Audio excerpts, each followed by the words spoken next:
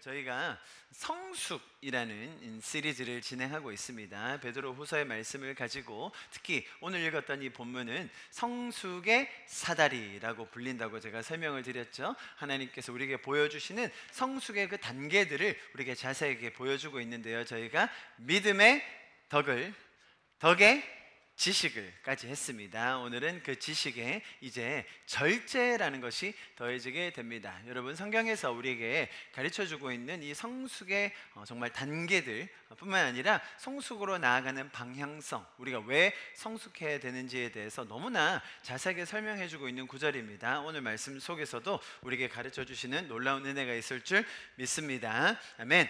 우리 모두는 절제심을 어느 정도는 다 가지고 있습니다. 만약 절제를 하나도 못하는 사람이라면 지금 이 자리에 있지 못할 겁니다. 그렇다고 해서 이 자리에 못 오신 분들이 다 절제 없다는 건 아닙니다. 사정이 있어서 못 온 거고요. 그러나 이 자리에 오신 분들은 적어도 인간으로서 가지는 절제력이 조금은 있으십니다. 그지, 유리마? 유리, 너희도 다 절제심이 있어서 여기까지 온 거잖아, 그죠? 계속 잠을 잘 수도 있었지만 우리 대학생들도 시험 기간임에도 불구하고 이렇게 왔다는 건 어마어마한 절제심이 있는 겁니다. 분명 절제심이 강한 사람이 있습니다. 저희 중에요, 비교적으로 절제심이 약한 사람도 있죠. 그리고 개인마다 절제력이 강한 영역이 있습니다. 어떤 사람은 식탐을 전혀 안 느끼는 사람이 있어요. 어떤 사람은 식탐이 굉장히 강한 사람이 있잖아요. 각자 개인마다 절제를 할 수 있는 그 영역이 다르다라는 것도 우리가 충분히 알 수 있습니다. 제가 무슨 말을 드리냐는 거냐면, 모두가 각자만의 절제력을 어느 정도는 다 가지고 있다라는 것을 우리가 분명히 알 수 있습니다. 여러분, 세상에서도요, 분명히 이 절제에 대한 강조를 굉장히 많이 합니다. 절제를 잘하는 사람들에 대해서 존경하고 또 높게 평가하는 문화가 세상에 참 많이 있습니다. 예를 들어서 운동선수를 생각해 보시면요, 일정 수준 이상 오른 엘리트 운동선수들은 당연히 절제력이 어마어마하다는 걸 우리가 알 수 있습니다. 분명 그들의 타고난 신체, 운동신경 무시 못합니다. 그럼에도 불구하고 어느 정도의 수준 이상을 올라가기 위해서는 절제하지 않고서는 절대로 그 수준에 도달할 수가 없죠. 그래서 여러분, 혹시 기억하실지 모르겠는데요, 과거에는 미국에서 보디빌더 선수들 있죠. 보디빌더 선수들을 굉장히 존경했었어요. 제가 미국 사람들 만나면 보디빌더 생각하면 저희는 그냥 몸 자랑하는 사람으로 생각하잖아요. 그런데 제가 미국 사람하고 대화해보면 굉장히 그 사람들을 존경하더라고요. 그러니까 왜 그런가 싶어서 봤더니 그 보디빌딩이라는 게, 여러분, 지금은 바뀌었습니다. 지금은 아무도 존경 안 해요. 왜냐면 스테로이드 때문에 약물 때문에 아무나 다 커져요, 요즘은. 그래서 지금은 없어졌는데 예전에는 보디빌더들을 굉장히 존경했어요. 여러분 아시죠? 아놀드 슈왈츠제네거 아시죠? 몸 좋은 걸로 우승한 사람입니다. 그런데 그 사람이요, 영화도 나오더니 나중에는 캘리포니아 주지사가 돼요. 여러분, 미국의 주지사가 된다는 게 그냥 얼굴 좀 잘생겨가지고 되는 게 아니고요, 저 사람은 절제력 있는 사람, 저 사람은 자기 관리할 줄 아는 사람의 이미지가 굉장히 강한 거예요.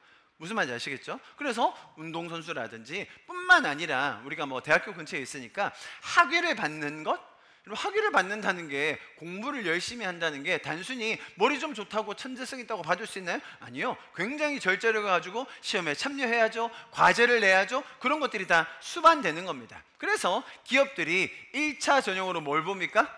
서류를 보잖아요. 서류를 왜 봐요? 졸업했는지. 졸업했다는 말은 무슨 말이에요? 그래도 적어도 대학 4년 동안 절제하면서 딴짓 안 하고 참석했다, 이 말인 거죠. 제가 영어 전문가지 않습니까? 많은 학생들이 저에게 묻습니다. 토익 공부를 왜 해야 되냐? 토익 공부는 안 해도 됩니다. 그러나 기업에서 토익을 요구하죠. 왜 요구할까요, 여러분? 토익 가지고 영어 잘하는지 안 하는지 알아볼 수 있습니까? 지금 알아볼 수 있니? 거의 못 알아봐요. 토익 900 받은 애들, 토익 영어 말하기 못하는 애들 수두룩 합니다. 근데 왜 볼까요? 여러분, 영어라는 게요, 하루 이틀 공부한다고 점수가 오르지 않거든요. 토익 900 정도 맞는다는 말은 무슨 말이냐면, 자기 삶을 절제하고 관리하고 공부를 꾸준히 해가지고 어느 정도 수준에 이르렀다는 말인 거예요.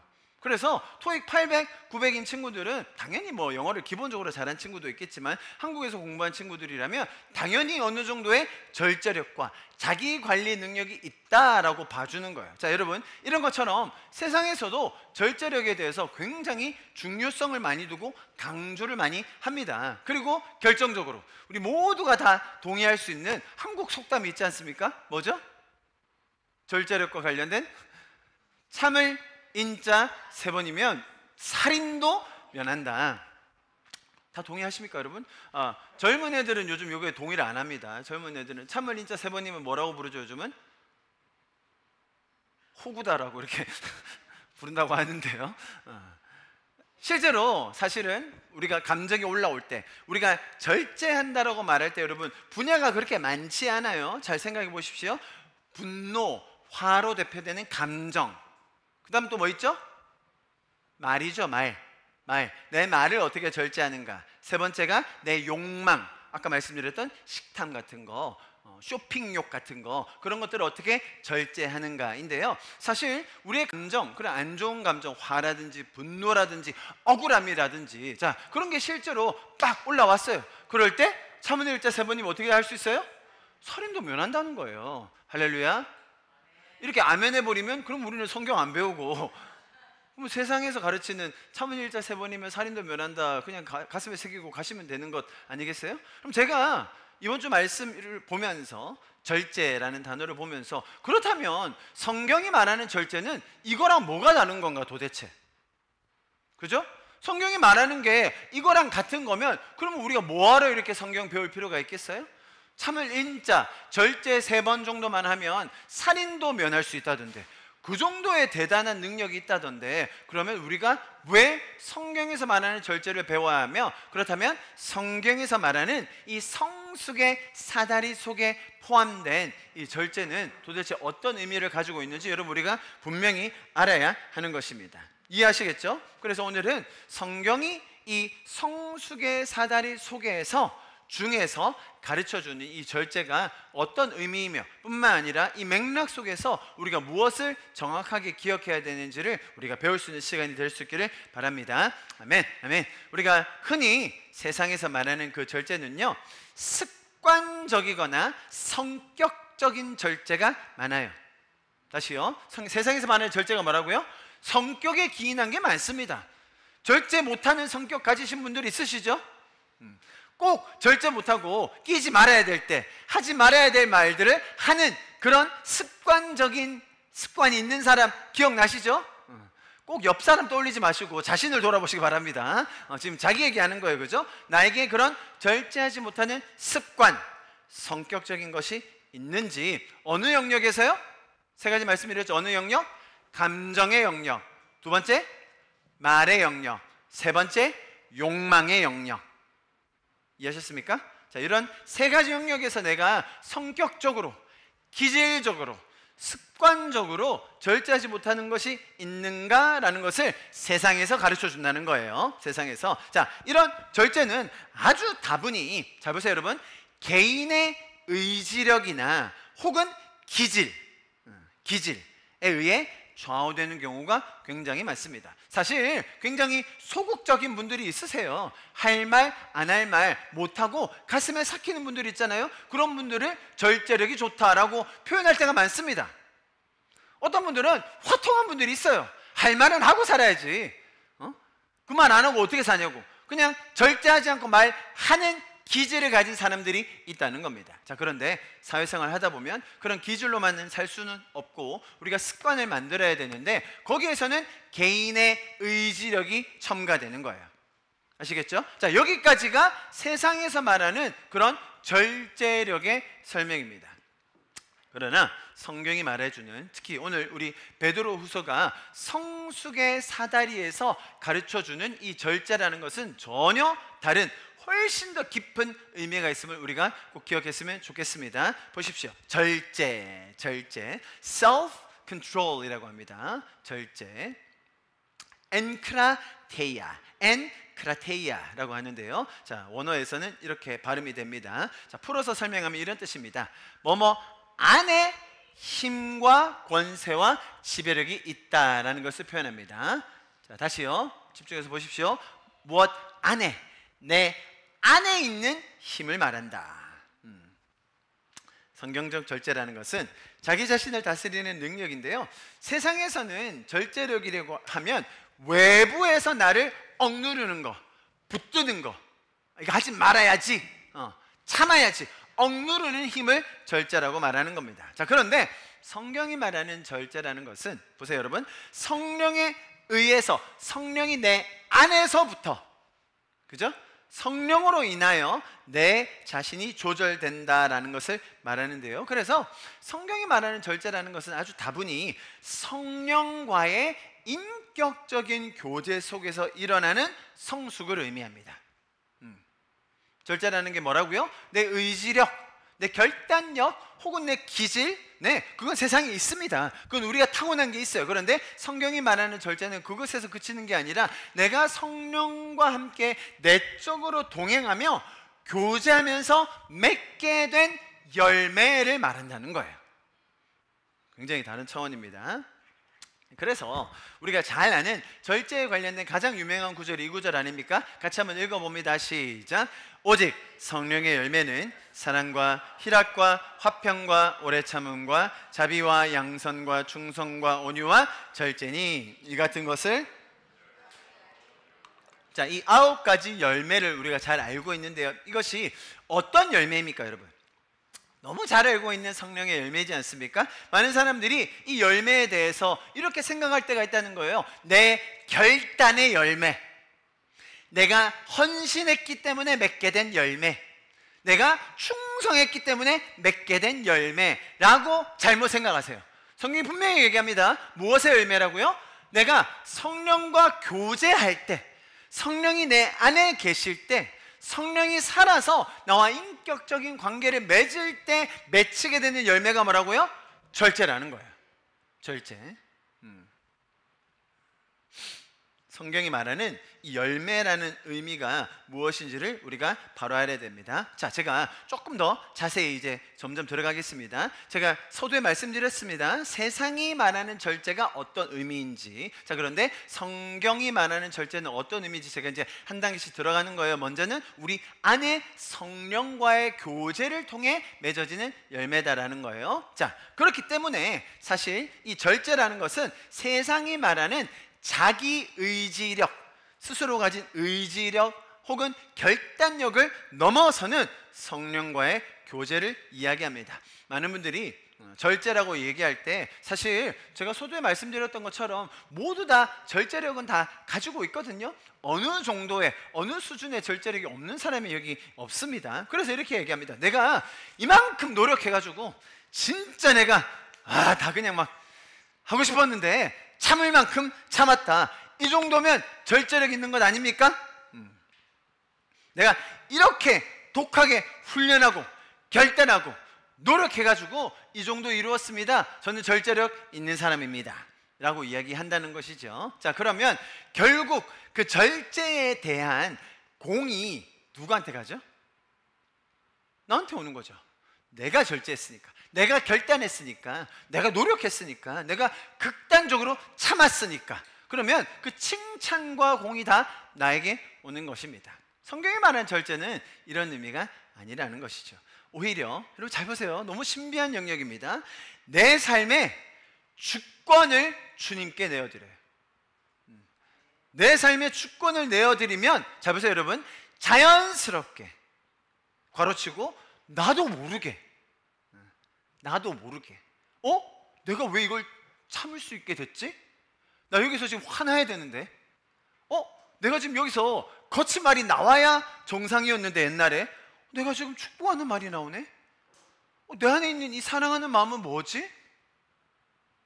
자 여러분, 이러면 공이 누구한테 가요? 이 일을 이루신 하나님께 가는 거예요. 이 성경의 원리를 이해하셔야 됩니다. 내 삶의 주권을 하나님께 내어드리는 거예요. 내 삶의 선택권을 주님과 의논하는 거예요.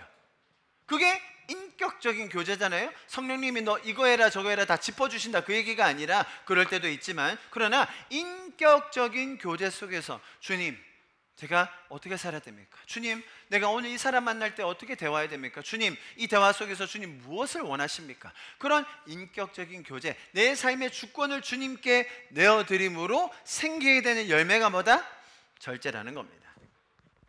그래서 성경은 누차 강조하는 바, 자기의 십자가를 지고 나를 따르라 라는 것은 세상에서 원래 있던 그 기질, 원래 있던 내 습관들을 부인하고 십자가 앞에 내려놓고 주님과 동행하자는 거예요.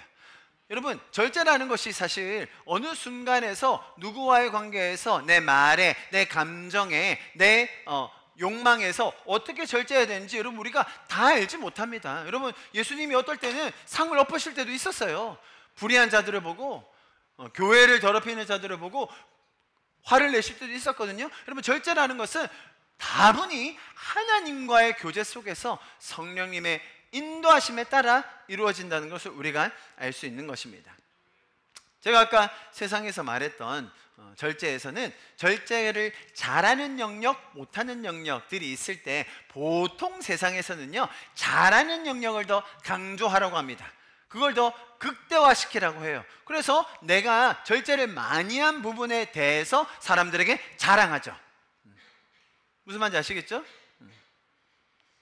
제가 여러분 40kg 뺀 사람 아닙니까?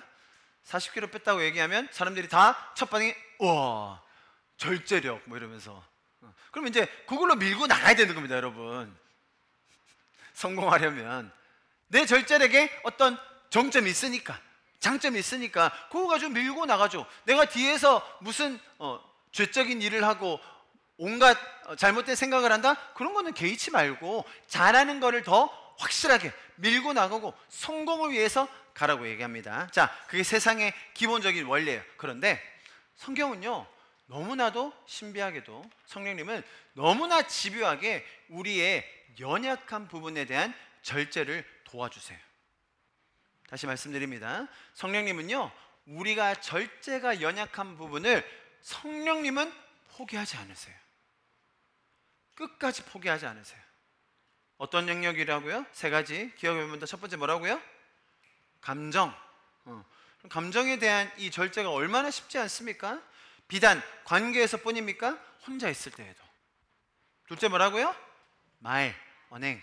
셋째, 내가 가진 욕망들. 성령님은 절대로 포기하지 않으십니다. 어떤 사람에게는 감정의 절제가 성숙으로 가는 관문이 될 거예요. 어떤 사람에게는 말의 절제가 성숙을 위한 아주 필수적인 요소가 될 겁니다. 어떤 사람에게는 욕망을 절제하는 것이 그 사람이 하나님 앞에서 다룸을 받는 아주 중요한 시즌이 될 거예요. 자, 여러분, 제 말을 간곡히 잘 들어주십시오. 제가 이 성숙의 사다리에 대해서 설명하고 있으면서 여러분에게 계속 강조했던 바, 처음이 믿음이었죠. 믿음이 없이 우리가 성숙을 얘기할 필요가 없습니다.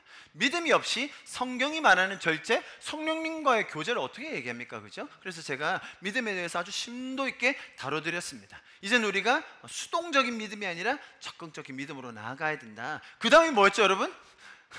제가 말씀드렸습니다. 믿음 다음에 이 덕을 실현하고 덕에 대해서 열매를 맺는 사람 생각보다 제가 많이 못 봤다는 거예요. 어려워요, 그만큼. 덕 다음이 뭐라고요? 지식. 지식이 어떤 지식이었습니까? 단순히 여기서 머무는 지식이 아니라 하나님께 무엇함으로 경험되어지는 지식? 순종함으로. 하나님께 순종함으로, 아, 하나님은 이런 분이셔, 하나님은 이렇게 역사하셔, 이런 상황마다 하나님이 이렇게 나를 돌보셔, 그런 하나님을 알아가는 지식들이 내 마음에 쌓인다는 거예요. 그게 성숙으로 가는 길이라는 겁니다. 자, 그 다음에 절제를 주셨어요, 여러분. 제가 절제를 왜 이렇게 강조하느냐, 잘 들어보십시오. 믿음으로 덕을 끼치며 하나님을 아는 지식을 쌓아가면서 신앙생활의 성숙을 이루는 분들, 네, 많이 있습니다. 자, 그런데 너무나 안타깝게도 절제 한 번 못하면요, 모든 게 다 무너져요. 절제 한 번 못하면 이토록 쌓기 어려웠던 공동체, 가정, 교회, 관계 한순간에 무너져요.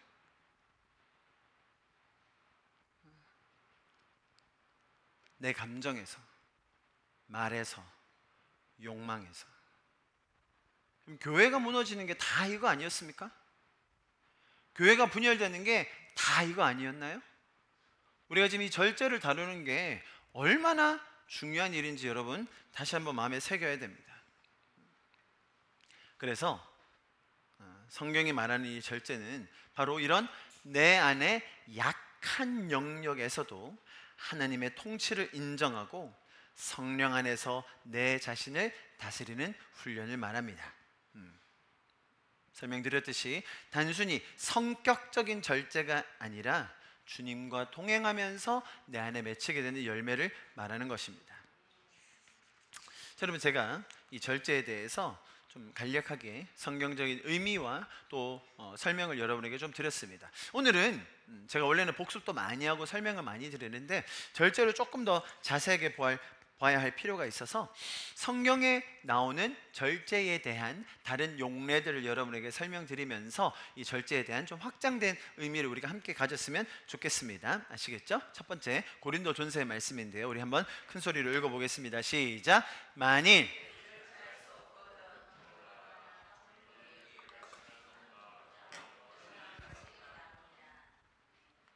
아줌마들 아멘 하지 마시고 우리 청년들이 큰 소리로 아멘. 아줌마들이 아멘 해봤자 지금 뭐 이미 결혼했는데 뭐 어쩌라고. 여러분, 이제 절제에 대해서 제가 아주 시리어스하게 여러분에게 설명드렸는데요, 절제에 대한 첫 번째 우리의 이해는 사실 하나님이 우리가 절제 안 될 때도 있다는 것도 아신다는 겁니다. 인생의 어떤 시즌에서, 인생의 어떤 영역에서는요 여러분, 절제만이 답이 아닌 경우가 있어요. 그럼 하나님 너무 좋으시죠? 별로 아닙니까? 절제하지 못할 경우를 어떻게 해결할 수 있는지에 대한 굉장히 실천적인 권면을 주고 계시는 것입니다. 여러분, 성경은 우리에게 금욕주의를 명령하지 않습니다. 다시요, 금욕주의를 명하여서 그대로 살라고 이야기하지는 않습니다. 금욕주의가 무슨 말입니까? 내 욕망을 하나도 만족시키지 않아야겠다. 내가 가진 모든 소원, 욕망, 필요, 원함은 다 그냥 제쳐두겠다. 금욕하겠다. 거기서 한 단계 더 나가면 어떻게 되는지 아세요? 그러면 내 욕망은 다 부정한 거다, 잘못된 거다, 더러운 거다. 거기서 나온 게 영지주의였어요. 그게 기독교 이단의 시초였습니다. 욕망은 하나님이 주신 거예요. 아멘? 여러분, 좋은 관계 맺고 싶으시죠? 아멘.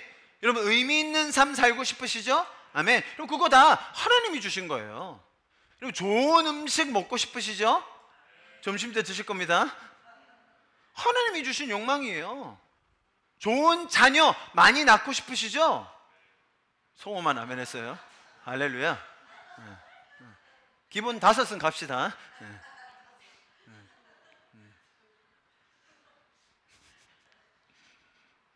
여러분, 하나님이 우리에게 주신 갈망이 있어요. 여러분, 그게 다 영적인 하나님의 형상을 닮은 저와 여러분이기 때문에 생긴 갈망이에요.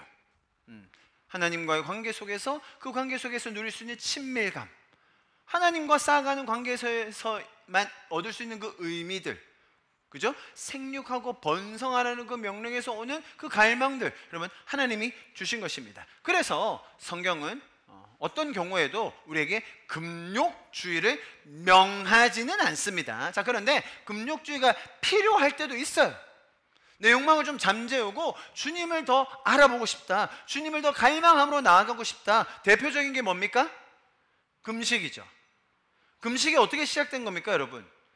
예수님을 막 더 알아보고 싶고 성경을 읽고 기도하다 보니까 어떻게 됐어요? 식사 때를 넘긴 거예요. 그것도 모른 채 계속 주님과 교제하고 기도하고 말씀을 봐요. 또 식사 때를 넘겨요. 여러분, 그게 금식인 거예요. 무슨 말인지 아시겠죠? 그런데 또 성경에 나오는 금식 중에는 그것 말고도 목적이 있는 특수한 금식들이 있죠. 그럴 때는 어떤 라이프 스타일을 가지는 거죠? 그러면 밥 먹는 시간이 얼마나 듭니까? 우리 어머님들 일단 메뉴를 선정해야 될 거 아닙니까? 그리고 준비를 해야 될 거 아닙니까? 얘네들은 밥만 먹고 가지만 우리는 설거지도 해야 되는 거 아니에요? 그럼 밥 먹는데 적어도 한 끼에 1시간 반에서 2시간 들어요. 그럼 하루에 3끼 해야 되는데요? 애들 키우고 있으면 생각보다 시간 많이 듭니다. 우리가 직접 요리를 안 한다고 할더라도 배민에서 고르는 시간만 뭐 먹어야 될지. 밥 안 먹는다고 생각하면요, 여러분 시간이 굉장히 많아져요. 이해하시죠? 아무것도 안 해도 되거든요. 자, 그 많은 시간 보세요. 육체의 욕망 그 중에 하나, 식탐 하나 제거했는데 기본적으로 나에게 주어진 시간이 하루에 미니멈 6시간이에요. 과장하지 않고. 그 시간을 어디에 쓰겠다? 내가 하나님과 교제하는 데 쓰겠다는 거예요. 자, 그런 금욕, 내 욕망을 다스리는 건 필요합니다. 자, 그런데 그건 자칫 잘못하면 잘못된 방향으로 나아가기가 쉬워요. 여러분, 기독교 역사에서도 수도원 운동이라는 것이 있었습니다. 무슨 말이냐? 우리 이런 욕망들을 너무 다 채우려고 하지 말자. 세상에서 많은 대로 다 채우지 말고 우리가 욕망을 좀 절제하면서 주님을 바라보며 살자. 그래서 수녀원, 그죠? 결혼하지 않고, 결혼해서 오는 당연히 결혼이 주님이 주신 우리의 축복이지만 그것마저도 내가 하지 않고 결혼이라는 생활에서 오는 여러 가지 부가적인 의무들이 있으니까 그거 하지 않고 나는 주님만 바라보겠다. 네, 처음에는 의도는 다 좋았어요. 그래서 외딴 곳에 들어가서 수도원 생활하는 그런 기독교 전통들이 생각보다 많았고요. 그런 기독교 전통에서 나아진 어마어마한 영성이 우리가 아직도 가지고 있습니다. 자, 그런데 그런 수도원 신앙은 항상 마지막이 별로 좋지가 않았어요. 자기들 안에서 섹터화됩니다. 그것이 마치 구원의 조건인 양 내세우게 돼요. 그리고 여러분, 그렇게 수도원 생활하면 그 안에서는 아무런 갈등도 없고 욕망도 없고 서로 평화롭게 그렇게 열매만 맺으며 살 것 같나요? 무슨 말이냐? 하나님은 우리의 욕망을 아십니다. 아멘. 우리가 어디에서 절제해야 되냐면, 잘 보세요 여러분, 우리의 욕망이 있는데 이 욕망을 죄적인 세상에서, 타락한 세상에서 왜곡되게 채워주려고 할 때 어떻게 해야 돼요? 절제해야 돼요. 아시겠죠? 왜 여기서 절제해야 되느냐? 여러분, 우리가 가진 욕망들을 하나님께서는 최상의 것으로, 최고의 것으로 완벽한 타이밍에 채워주시기 때문이에요. 세상은 어떻게 한다고요? 욕망이 있는 걸 알기 때문에 죄 쪽으로 왜곡된 만족을 주려고 한다는 거예요. 여러분, 이 만족은 항상 더 큰 갈급함을 낳아요. 항상 더 큰 목마름을 가져와요. 자, 여기서 어떻게 해야 된다고요? 여기서 절제하세요. 왜? 하나님은 이미 여러분들을 향한 가장 완벽한, 최상의, 가장 적절한 만족함을 주기 원하시기 때문입니다. 오늘 말씀이 그렇게 얘기하는 바, 우리가 절제하려고 해도, 그런데 또 여기 세상에서는 아예 절제를 하지 말라고 해요. 그건 아닙니다. 그죠? 절제하려고 해도 잘 안 될 때는 하나님은 그것마저도 우리에게 더 선한 것으로 채워주기 원하신다라는 것을 우리가 꼭 알았으면 좋겠습니다. 사실 여러분, 제가 이 말씀을 보면서 이 구절이 떠올랐는데요, 타락하기 전에는, 우리가 죄 짓기 전에는 에덴 동산에서 하나님 우리에게 어떻게 말씀하실게요? 제가 저희 아이들한테 항상 하는 말이 있거든요. 향유는 둘째, 딸은 괜찮지만 에덴이와 하늘에게 뭐라고 항상 얘기해서, 밥 먹을 때 이제 그만 이제 여기까지 항상 얘기해야 돼요. 왜? 먹는 욕망이 자꾸 생기니까, 맛있으니까, 건강하니까. 근데 또 일정 수준에만 멈춰야 되거든요. 자, 여러분, 근데 죄가 없었던 세상에서는 아니었어요. 어떻게 하라고요? 임의로가 무슨 말이에요? 어디 있어요? freely, 네 마음껏, 네 양껏 먹어나는 거예요. 여러분, 우리가 다시 올 새하늘과 새 땅에서는 아마 절제는 필요 없을 것 같아요, 제 생각에. 왜? 죄적인 욕망이 사라지고 난 이유니까. 죄적인 유혹이 사라지고 난 이유니까. 목사님, 그게 어떻게 가능합니까? 저도 논리적으로 다 설명은 못합니다. 그러나 죄 지기 전에는 분명히 주님이 얘기하셨어요. 마음껏 먹어라. 절제 없어도 돼요. 신기하죠? 여러분, 세상에서 주는 그런 죄적인 왜곡된 만족과 유혹에 대해서 절제하시기를 축복합니다. 그럴 때 하나님께서 우리에게 가장 완벽한 최상의 만족을 주실 줄 믿습니다. 자, 제가 이렇게 절제에 대해서 성경에 나오는 용례들을 설명하면서 먼저 여러분에게 위로를 드립니다. 할렐루야. 하나님이 이런 마음으로 우리를 돌보고 계시다라는 것을 기억했으면 좋겠어요. 자, 이제 위로를 드렸으니까 이제 다음부터는 좀 혹독하게 다음 구절로 넘어가겠습니다. 자, 사도행전 24장의 말씀인데요, 좀 인물들이 어렵고요, 좀 생소한 사람들이 나옵니다. 자, 그러니까 좀 우리 같이 마음을 모아서 같이 읽어볼까요? 시작. 수일 후에 벨릭스가 그 안에 유대 여자 두르실라와 함께 와서 바울을 불러 그리스도 예수를 믿는 도를 듣거늘 바울이 의와 절제와 장차 오는 심판을 강론하니 벨릭스가 두려워하여 대답하되 지금은 가라, 내가 틈이 있으면 너를 부리리라 하고. 이제 바울 사도가 체포된 이후에 이제 이 사람 벨릭스는 총독이었습니다. 황제를 대신하여서 대리하여서 그 지역을 다스리는 사람이었어요. 자, 재판을 받기 위해서 바울이 가이사랴로 이송이 됩니다. 자, 거기서 이제 벨릭스가 대리인으로 황제를 대리하여서 이제 이 사람을 치리해야 되는 그런 상황이었는데요, 벨릭스는 아주 부패하고 탐욕스럽기로 유명한 인물이었습니다. 자, 여기 보시면 그 안에 드루셀라가 어디 출신요? 유대 여자라고 되어 있죠. 유대 여자, 유대인 혈통이라는 이야기입니다. 헤롯 아그리파 1세의 딸이었습니다. 자, 그런데 이 사람은 원래 다른 사람이 아니었는데 벨릭스가 꼬셔가지고 다시 재혼한 그런 상황입니다. 자, 이런 상황에서 벨릭스와 그 아내 두르실라가 바울을 불러가지고 묻습니다. 예수 믿는 도, 쉽게 말하면 복음이 무엇이냐에 대해서 물어봅니다. 왜 물었을까? 사실 이 유대 출신인 이 두르셀라는 궁금증이 있었을 겁니다. 도대체 유대인들이 믿는 신흥 종교가 무엇인지. 그리고 벨릭스 총독은 이 바울이라는 사람이 보통 인물은 아니었거든요. 로마 시민권자였습니다. 그래서 혹시나 뭔가 콩고물이 떨어질까 싶어서 부패한 마음으로 이런 질문을 하게 되었는데요. 자, 그때 바울이 전했던 이 예수를 믿는 도, 주님을 따른다는 것이 무엇인지, 세상에서 타락한 사람에게 가르쳐주는 이 도가 무엇인지 굉장히 흥미로워요. 뭡니까? 보십시오. 바울이 뭐와 뭐를 얘기해요? 의와 절제와 장차 올 심판, 즉 뭐예요? 종말에 대해서 이야기했다는 것입니다. 굉장히 독특하죠? 절제가 마지막 때 종말을 강조하면서 복음이 나누어질 때 들어가는 세 가지 중에 하나라는 거예요. 의와 절제와 주님이 다시 오심, 정의로운 심판이 있다는 거예요. 그러니까 이 벨릭스가 듣고는 약간 기분이 찜찜해가지고, 자기랑은 전혀 안 맞잖아요. 콩고물과 아무 상관없잖아요. 이제 가라고 그랬던 장면입니다. 자, 여러분 보십시오. 바울의 핵심 메시지가 뭡니까? 여기서 우리가 볼 수 있는 것은 도덕적인 영적인 이런 절제, 우리가 지금 배우고 있는 이 절제가 종말의 시대, 마지막 때, 또 마지막에 있을 심판과 굉장히 긴밀하게 연결되어 있다라는 것을 강조하고 있는 것을 볼 수 있습니다. 다음 구절도 마찬가지인데요, 보십시오. 우리가 잘 아는 말씀이에요. 고린도 전서 말씀 같이 큰 소리로 읽어봅니다. 시작.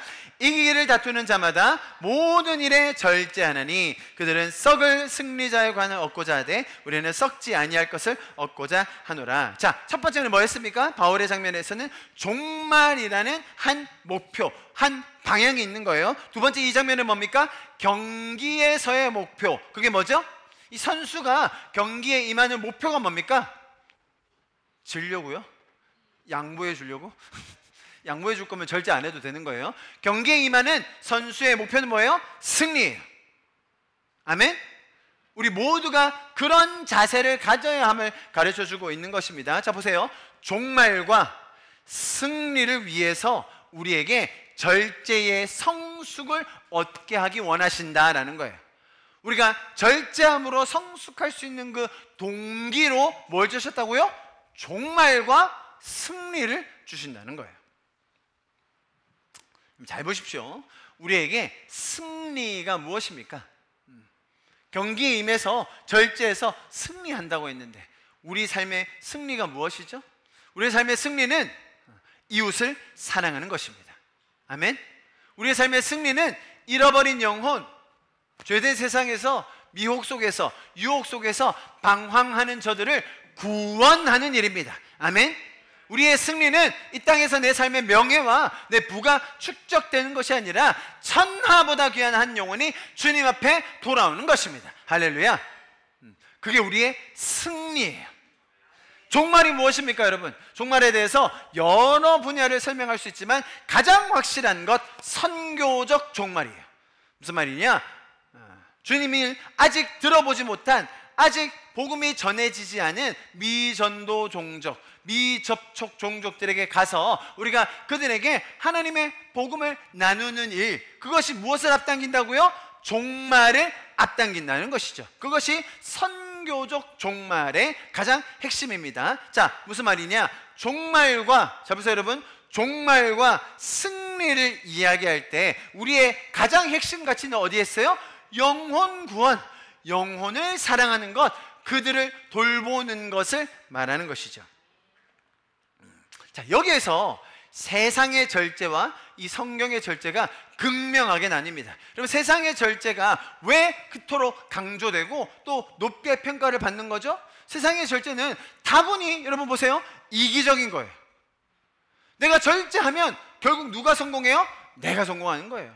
내가 절제 잘하면 결국 누가 높임을 받아요? 내가 높임을 받기 때문이에요. 저 사람이 절제했기 때문에, 저 사람이 이런 분야에서 이런 절제했기 때문에 저렇게 성공했구나, 저렇게 잘 나가는구나, 저런 절제가 유용하구나 라는 것을 지켜 세워주는 게 세상 아닙니까? 자, 세상은 이기적인 절제밖에 모른다는 거예요. 자, 그런데 성경이 가르치는 절제는 다분히 영혼 구원으로 대변되는, 이웃 사랑으로 대변되는 우리에게 가르쳐 주신 종말과 승리를 향한 이타적인 절제라는 거예요. 나 하나 잘 살고 잘 먹고 나 하나 건사하자고 하는 그런 절제가 아니라, 잘 보세요 여러분, 오히려 영혼을 더 살리기 위해, 더 사랑하기 위해서, 더 진정으로 섬기기 위해서 하는 절제가 바로 우리에게 주어진 이 성숙의 사다리 중 하나인 절제라는 것입니다. 단순히 내 바로 앞에 있는 이 유익만을 위해서 하는 이기적인 절제가 아니라 더 큰 하나님의 계획과 또 뜻 속에서 절제함을 말합니다. 자, 여러분 아주 중요합니다. 잘 들어주세요. 특히 공동체 속에서는 위기의 상황에서 드러나는 이런 이타적인 절제, 너무나 중요합니다. 공동체 안에서 위기의 순간에서 이타적으로 절제할 수 있는 것, 그것이 주님이 우리에게 주신 성숙이라는 이 사다리 중에 하나인 것이죠. 주님께서 주신 사명이 있을 때, 또 소명이 있을 때 분명히 이런 것들을 무너뜨리려는 세력들이 존재합니다.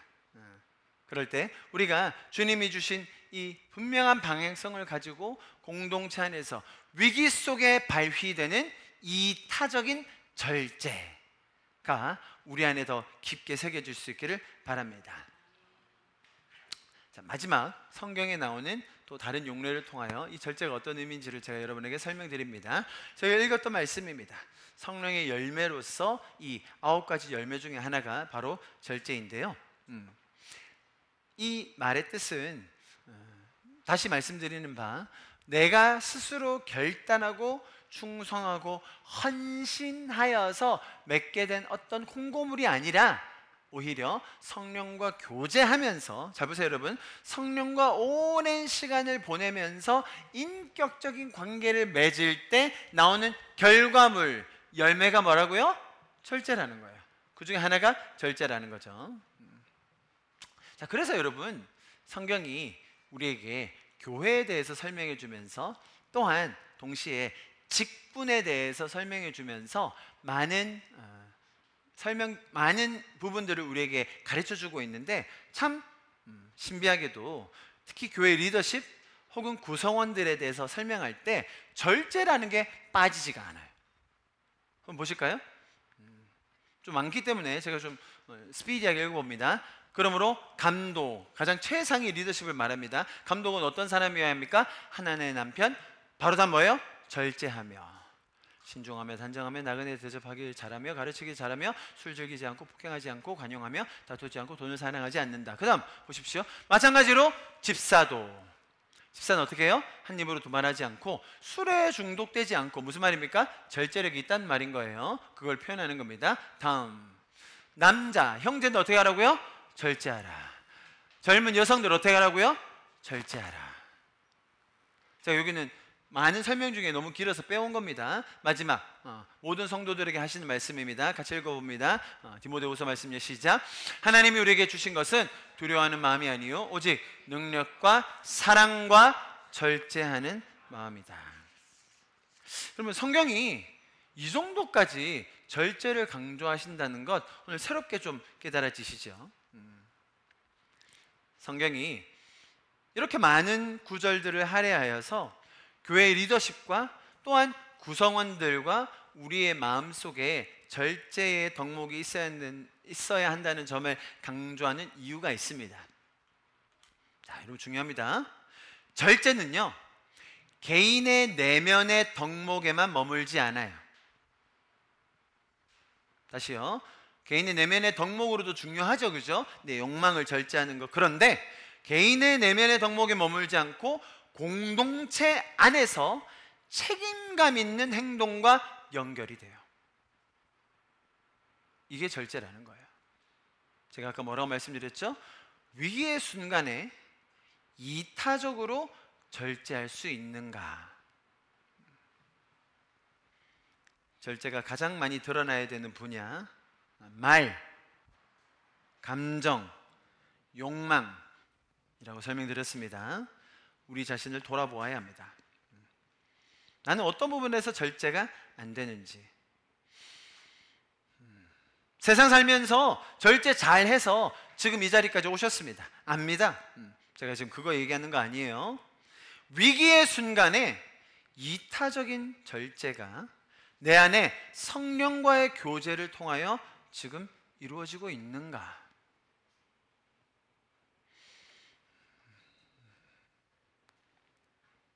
거친 말을 했습니다. 화가 났습니다. 분노가 치밀어 올라요. 억울합니다. 내가 피해자라고 생각 들어요. 방어해야겠죠. 절제하지 못합니다. 자, 그럼 잘 보세요. 그런 분들이 하나같이 하는 얘기가 있어요. 저 사람이 시비를 걸었다. 저 사람이 먼저 나한테 욕을 했다. 저 사람이 잘못해서 나도 맞받아 쳐준 거다.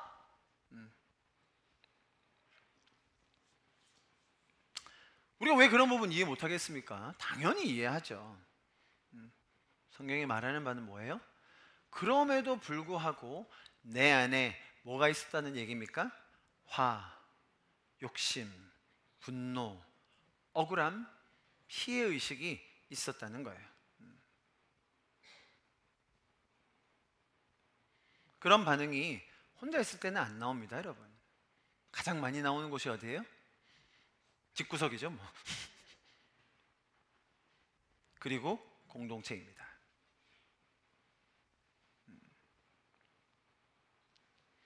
자기 안에 있던 것이 나오는 거기 때문에 이걸 열매라고 부르는 거예요.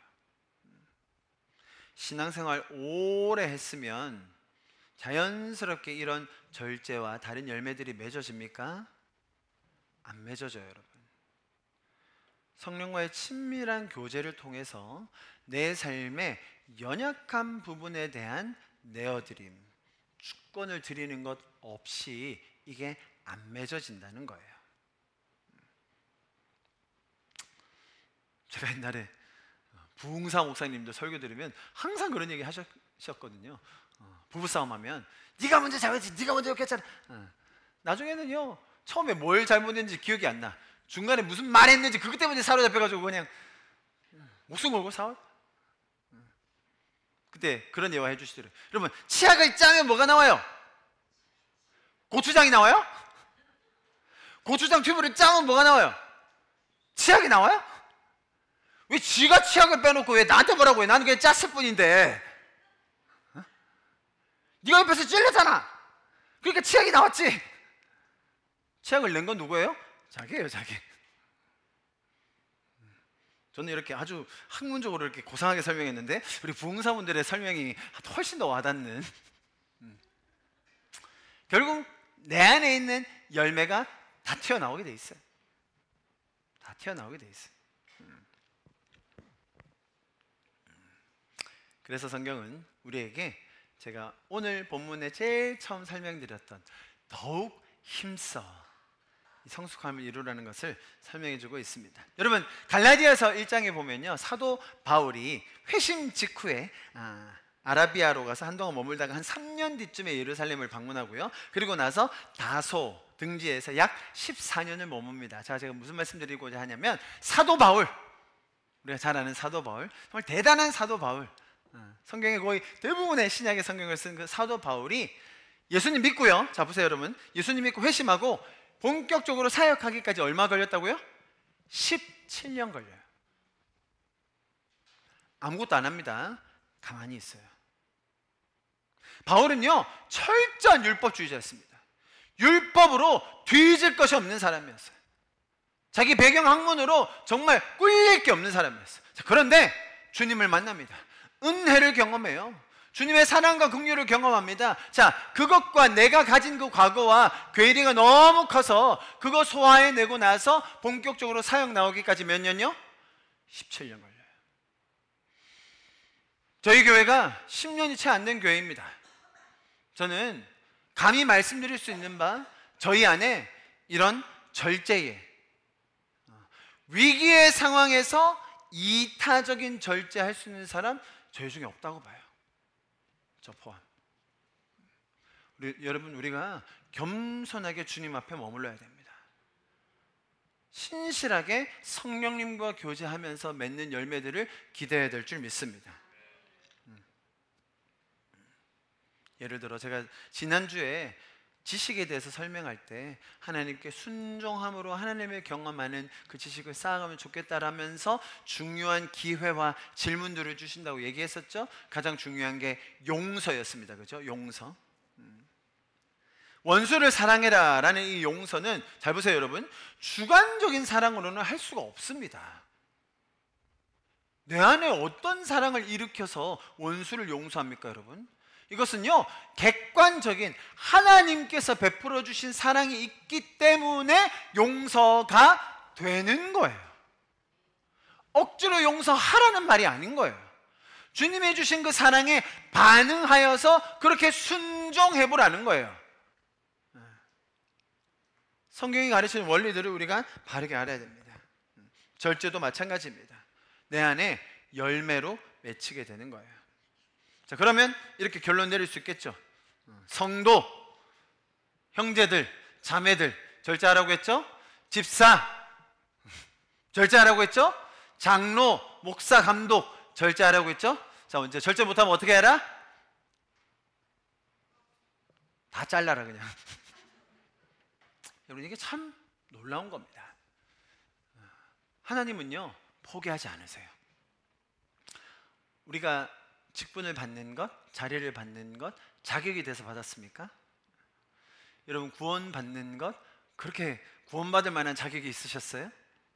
그런데 여러분, 우리를 그렇게 불러주심에, 나를 성실하다고 칭해 주심에, 나를 불러주심이 너무 감사한 것이죠. 근데 그 와중에 우리의 연약한, 특히 절제에 있어서 너무나 중요합니다 여러분. 절제 한번 못해서 다 무너져요. 그래서 주님은 끝까지 포기하지 않으시고 나의 가장 연약한 절제의 영역을 다뤄주시는 거예요. 돌봐주시는 거예요. 더러운 것들, 드러나야 될 것들 다 드러나게 해주시는 거예요. 그리고 주님 앞에 온전히 내어 맡길 때, 인격적으로 교제하며 나아갈 때 주님이 고쳐주십니다. 주님이 열매 맺게 해주시는 것입니다. 여러분, 우리는 그런 주님의 끝까지 참으시고 용납하시는 사랑 앞에서 겸손하게 회개함으로 주님 앞에 머물러야 될 줄 믿습니다. 자, 오늘 본문의 말씀이었습니다. 그러므로 너희가 더욱 힘쓰라. 더욱 힘쓰라. 여러분, 우리가 더욱 힘써야 될 게 무엇입니까? 뭘 더 해야 하나? 무엇을 더 만들어내야 되나? 여러분, 제발 그런 인간적인 욕심을 이제 내려놓으실 수 있기를 축복합니다. 더욱 힘써서 뭐 하라고요? 성숙해지라는 거예요. 더욱 힘써서 믿음을, 덕을, 하나님을 아는 지식을, 이제 성령과 교제함으로 맺어지는 그 절제를 우리 삶에도 경험하기 위해 이제 저와 여러분이 더욱 힘쓸 수 있는 차례인 줄 믿습니다. 성경적 절제란 단순히 세상에서 말하는 그런 억누르는 힘이 아닙니다. 성령 안에서 조절된 우리의 통제를 말합니다. 하나님의 그 인도하심 앞에 내 삶 전체를 내어드리는 것, 주권을 드리는 것, 그게 절제입니다. 우리가 공동체 안에서 위기의 순간에 직면할 때마다 이타적으로 절제할 수 있는 정말 그런 놀라운 역사들, 경험들, 그런 열매들이 우리의 삶에 맺혀질 수 있기를 간절히 축복합니다. 아멘. 성령이 우리와 함께 하심을 더욱 깊게 깨닫는 이번 한 주가 될 수 있기를 간절히 소망합니다. 우리 좀 그런 마음을 가지고 같이 찬양하고 기도함으로 예배를 마무리하면 좋겠습니다. 제가 몇 가지 권고사항 알려드립니다. 자꾸 질문을 하시는 것 같아요. 왜 최원호 목사님의 아내 윤혜진 사모님은 교회를 이렇게 장기간 비우시고 안식을 오래 가지십니까? 라는 의문들이 계신 것 같아서 제가 몇 말씀 드립니다. 윤혜진 사모의 안식 기간과 기도 사역을 위해서 여러분 기도해 주십시오. 여러분 지금 보시다시피 저희 부부나 가정이나 윤혜진 사모 개인에게는 아무런 문제가 없습니다. 여러분 둘이 싸운 거 아이가? 뭐 이런 얘기 하지 마세요. 오히려 여러분 혹시 느끼시는지 모르겠지만 제 개인적으로도 그렇고 제가 사역 여러분 20년 넘게 했습니다. 저희 교회도 개척한 지 벌써 이제 10년 가까이 되는데요. 저희 사역에서 지금 정점입니다. 정점. 제가 지금 막 해외 불려다니고 이럴 거라고 생각 못 했거든요. 올해 정말 많은 곳에서 저를 불러주셨고 제가 말씀 나눌 기회가 굉장히 많아졌고 사실 저와 뿐만 아니라 저희 교회와 우리 성도들에 대해서 외부적으로 기대하는 마음들이 굉장히 커졌어요. 제가 그걸 느낍니다. 와, 개척해서 지금 여러분 우리가 1, 2부 합치면 5, 60명 나옵니다. 이게 그냥 되는 일이 아니에요. 여러분 진짜 주님이 우리를 이끌고 가고 계시고 복을 주고 계시다는 게 정말 온몸으로 느껴지는 바입니다. 저희 사역팀 보십시오. 우리 조준 목사님 이하, 개비, 성호 저희 이렇게 사역하는 게요 여러분 정말 꿈만 같아요. 최근에는 하나님께서 또 정확한 표대와 우리 교회 방향성까지 주고 계십니다. 자, 이럴 때 사탄의 공격도 심하다고 생각해요. 그냥 한 끝이에요. 여러분 한 끝. 무너지는 거는 한 번이에요. 그래서 저와 제 와이프는 지금까지 해왔던 대로 알던 지식과 경험대로 사역하지 않겠다는 각오가 있어요. 내가 잘해왔던 대로 내가 해왔던 방식대로 좋은 게 좋은 거니까 그렇게 해가고 싶지 않아요. 그런 다짐의 시간임을 알아주셨으면 좋겠어요. 우리가 함께 성숙해가는 과정입니다. 자, 여러분 저희가 믿음의 덕을 얘기했지 않습니까? 덕. 자, 덕 없는 대표적인 얘기 한 말씀 이제 이렇게 예문으로 드리는 겁니다. 아이 나는 그래도 혜진 사모님이 찬양하는 게 제일 은혜스럽던데. 누가 지금 갑자기 탁 떠오르시죠? 어떤 집사님이 탁 떠올려주실 텐데 그래도 혜진 사모님이 제일 은혜스럽던데 목사님 사모님 안 나옵니까? 덕 없는 소리 하지 마세요. 절제하십시오. 절제하시고 사모가 왜 안 오나? 제가 뭐 여기 계신 모든 분들에게 그 뭐 모든 것들을 다 설명할 수는 없습니다. 그렇다면 여러분 기도해 주세요. 기도해 주세요. 여러분 이게 함께 성숙해 가는 길인 거예요. 뭐 전들 제가 지금 오늘 금식 7일 차입니다. 너무 힘들어요. 찬양하는데 너무 힘들어요. 제가 노래 참 잘하잖아요. 근데 힘들더라고. 뭐 전들 와이프가 편하게 하면 안 좋겠어요? 네. 기도하세요. 이거는 같이 성숙해 가는 길이에요. 같이. 네? 제가 이번 주에 그런 마음이 들더라고요. 주님이 반석 위에 세우신 교회 그냥 무너지지 않는다. 반드시 세우실 거다. 반드시 승리하게 하실 거다. 자, 그런 마음이 들더라고요. 여러분, 제가 먼저, 저와 아내가 먼저 솔선수범하여서 영적으로 깨어있기 위해서, 교회를 지키기 위해서 몸부림치는 거예요. 여러분도 함께 기도해 주시기 바랍니다. 성숙으로 가는 길요, 제가 뭐 설교하면서 말만 하는 것 같아요? 아닙니다. 여러분, 성숙으로 가는 길, 더욱 힘쓰는 길 굉장히 힘든 거예요. 성숙이 그렇게 쉽게 되지 않습니다. 저희가 지금 여러분 성장의 그 흐름을 타고 있는 거예요. 주님이 부흥의 파도를 주고 있습니다. 그런데 성숙하게 연단되고 회개하고 정결해지지 않으면 여러분 커지는 건 아무 의미가 없어요. 사역 많이 하는 건 아무 의미가 없어요. 너무 많이 봤잖아요. 우리 안에서 제대로 된 회개와 정결함이 있어야 됩니다. 그렇게 여러분들도 함께 기도해 주셨으면 좋겠습니다. 제가 2번으로 저희 교회 매 주일 지난 8년 동안 광고에 부산에 있는 젊은이들, 외국인들을 위해서 기도하자고 얘기했었어요. 제가 지난주부터 바꿨습니다. 나라와 민족을 위해서 함께 금식하며 기도해야 됩니다. 용해인 의원 기본소득당입니다. 찐 좌파입니다. 동성결혼 전 단계인 생활동반자법을 발의하였습니다. 동성 및 이성이 동거만 해도 결혼한 부부에 준하는 혜택을 받게 해주자라는 겁니다. 이해하셨죠? 당연히 동성결혼 합법을 위해서 나아가는 과정입니다. 그래서 동성끼리 동거만 해도 부부처럼 인정해줘서 혜택을 받게 하자라는 게 이 법안의 내용입니다. 반대해야 됩니다. 올해 7월 더불어민주당 남인순 의원, 이수진 의원이 어떤 법안을 발의했는지 아십니까, 여러분? 만삭 낙태 허용을 발의했습니다. 만삭 낙태 허용. 이거는요, 그냥 살인하자는 얘기랑 똑같은 거예요. 마지막 주에 가서도 낙태해도 된다는 거예요. 임신 중절을 임신 중지로 바꿉니다. 낙태 시술을 건강보험 지원 받게 합니다.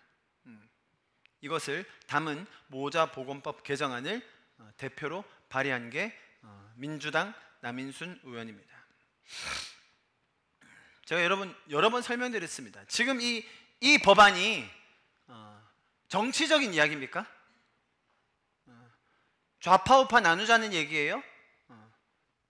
이건 살인입니다. 살인. 굉장히 어떤 나라에서도 없었던 법안이에요. 정말 미친 법안이에요. 이거는 올해 7월에 발의했어요. 여러분 지금 민주당 다수 의석에서 다 통과됩니다. 다 통과되고 대통령도 못 막아요. 못 막는 게 아니라 당연히 찬성하죠. 거부권이 없어요. 이제 우리나라에 지금 이런 법안들이 얼마나 많이 생길지 좀 우리가 기도해야 됩니다. 여성가족부를 성평등가족부로 이미 바꿨습니다. 여러분 이미 바꿨어요. 하고 싶은 대로 다 하고 있습니다. 이게 무슨 얘기냐? 성평등가족부는 차별금지법을 실행하기 위한 조직으로 알려져 있어요. 장관이 이렇게 얘기합니다. 동성애 반대한다. 그 말하면 혐오 발언입니다. 여러 번 설명드렸죠. 이것이 발전될수록 나라에 어떤 해악이 끼쳐지는지. 오늘 처음 오신 분들에게 죄송합니다만 제가 한 달 전에 그렇게 설교했거든요. 우리 극우교회라고. 극우교회다. 여러분 좌파 사상의 뿌리는 막시즘입니다. 유물론적 신이 없는 사상이에요. 저희가 뭐 좌파 정치인들 누구를 압니까? 혹시 아시는 분 있으세요? 우파 정치인들 누구 아세요? 친해요? 전 한 명도 없어요. 근데 뿌리를 알고 나면 법안을 찬성할 수가 없는 거예요. 이런 법안이 어떻게 나오는가? 여러분 보수적인 정당에서는 이런 법안을 낼 수가 없어요. 한국은 그나마 기독교적인 영향이 좀 덜해서 그렇지만 미국에서는 이 낙태 하나만 가지고도요 크리스찬들이 도저히 민주당을 지지할 수가 없어요. 미국에서요. 공화당과 민주당 중에. 제가 지난주에 그래서 금식하면서 기도하자고 여러분에게 호소했습니다. 저부터 금식하고 있고요. 많은 분들이 동참해 주신다고 제가 들었습니다. 저는 세 가지 기도 제목을 놓고 기도하고 있습니다. 나라와 민족을 위해, 또 우리 교회의 사역과 방향성을 위해서, 다음 시즌을 위해서, 그리고 우리 성도들에게 회개의 심령이 부어질 수 있도록 정말 주님이 허락하신 이 부흥의 파도 속에 필요한 정결함과 회개의 기도가 필요하다고 믿습니다. 제가 오늘 설교 중에도 나누게 되었지만, 제가 이번 한 주 월요일부터 오늘까지 금식하면서 SNS 하나도 안 했고요. 쭉 금식했고, 그렇게 해보니까 정말 시간이 많더라고요. 인스타그램, 페이스북 한 번도 안 들어갔고, 유튜브는 제가 우리 교회 영상 올리느라 잠깐 들어갔고, 그 외에는 안 봤고, 뭐 밥도 안 먹으니까 정말 시간이 많더라고요. 너무 좋았어요. 여러분, 금식 첫 주는 참 힘듭니다. 사실 내 안에 더러운 것들이 많이 나오고 힘들어요. 제가 앞으로 얼마가 될지 모르겠지만 전 쭉 더 할 겁니다. 그래서 여러분 같이 기도하셨으면 좋겠어요. 나라와 민족을 위해, 또 우리 교회가 주님 앞에서 정결해질 수 있도록. 할렐루야. 송유회 권사님, 가지 말라고 해도 저렇게 안 들어. 송유회 권사님이 왜 저렇게 혼자 나가실까요? 자, 일단 2학기 셀모임 뭐 이렇게 돼 있고요. 나중에 보시면 되고, 오늘 설거지는 누구죠? 3주 차니까 유쌤 자매입니다. 오늘은 유쌤 자매 설교해 주시면 됩니다. 리조이스 수요일날 모임이 있으니까 청년들 우리 계속 기억해 주시면 좋겠어요. 청년들, 학생들, 외국인들 수요일 저녁 모임이 있습니다. 자, 송영희 권사님이 저렇게 나가시는 이유는 그 뭐라고 해야 될까요, 여러분? 30년 식당 해오신 그 어떤 그 뭐라고 해야 될까, 그 책임감이라고 해야 될까, 뭐 저와 아버지는 알죠. 은사입니다. 은사. 저희 어머님이 가지신 은사신데 정말 한 끼도 그냥 대충 하지 않으시고 매주 제철 나물, 과일 모든 것들을 다 준비해 주시는 게 정말 은사 아니고선 저렇게 할 수 없습니다. 정말 개척 때부터 지금까지 한 주도 거의 빠짐없이 저렇게 해오셨고, 그런 면에서 저희가 너무너무 감사드리고, 또 그 이후로는 또 우영주 권사님, 오늘 몸이 아프셔서 못 나오셨습니다. 우영주 권사님도 매주 간식으로 저한테 매주 전화 오세요. 뭐 사갖고? 이게 좋겠나? 그만 좀 물어보시고 알아서 사오시지. 뭐가 좋겠노? 매주 물어보세요.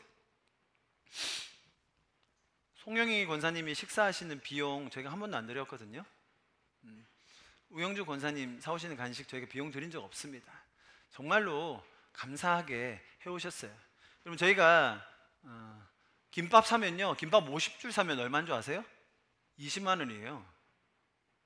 요즘 김밥 한 줄에 4,000원입니다. 깜짝 놀라셨어요? 다음 주부터 김밥으로 할 겁니다. 왜냐? 지금 보니까 그 우영주 권사님 간식, 뭐 송영 권사님 식사가 너무 당연한 것으로 우리 교회 문화가 잡혔어요. 감사함 있는 거 제가 압니다. 아는데 꼭 더 없는 소리가 나와요. 오늘은 좀 짜네.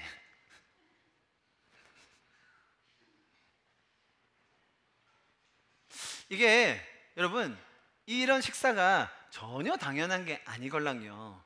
오늘 최후의 만찬을 잘 즐기시기를 바랍니다. 제가 저기 권사님께 말씀드려가지고 제발 이렇게 좀 해오지 마라, 좀 적게 해와라, 너무 많이 남는다라고 저희 아버지는 저희 어머니께 40년을 얘기하셨고요. 저는 저희 어머니께 30년 얘기하셨는데 안 바뀌어요. 저희 어머니는 그게 엘림의 성공의 비결이거든요. 아무리 얘기해도 안 바뀐다. 저희 어머니는 많이 주시고 그냥 남기라, 뭐 이렇게. 저희 주일날 남겨진 음식이 너무 많아요, 여러분. 너무 많고요. 거기다 싸가서 좋긴 하고, 하지만 실제로 저희 어린이들이 저에게 계속 컴플레인 하는 바, 목사님, 우리 삼촌 이모들이 음식을 너무 많이 남겨요. 저기 포온 것도 안 먹더라. 누가 찔리는지 모르겠지만, 이게 너무 당연한 게 당연한 것처럼 여겨질 때는요, 여러분, 한 번쯤 변화가 필요하다고 생각해요.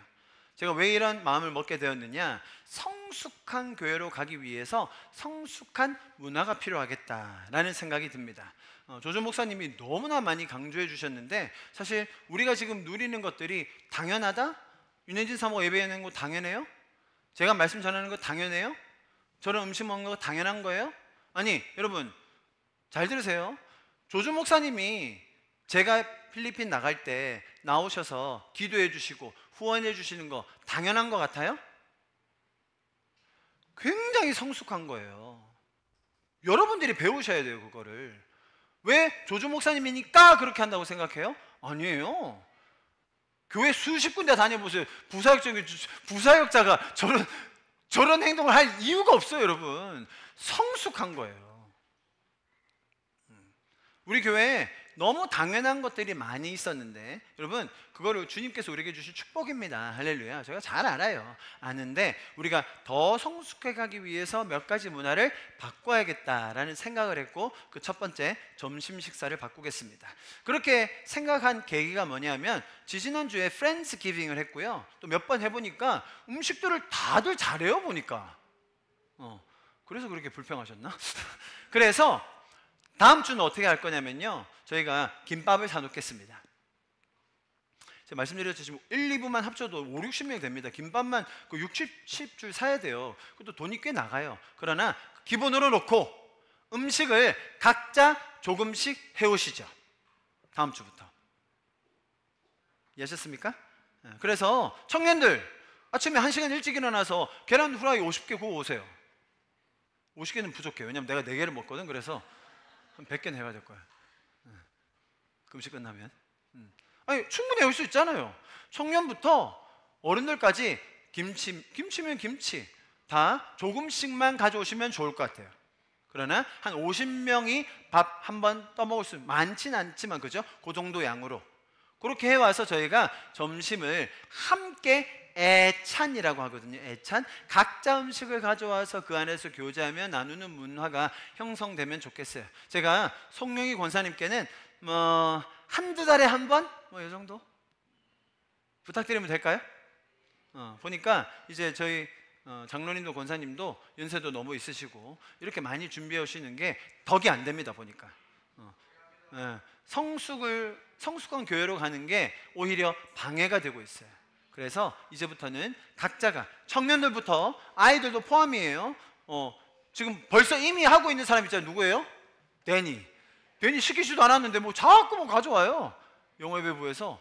보니까 이렇게 하면 영어 예배부에서도, 오후 영어 예배부에서도 좀 음식을 가져오고, 그러면 같이 더 풍성하게 먹을 수 있겠다는 생각이 들더라고요. 그래서 제가 이 광고는 영어 예배부에도 똑같이 할 거예요.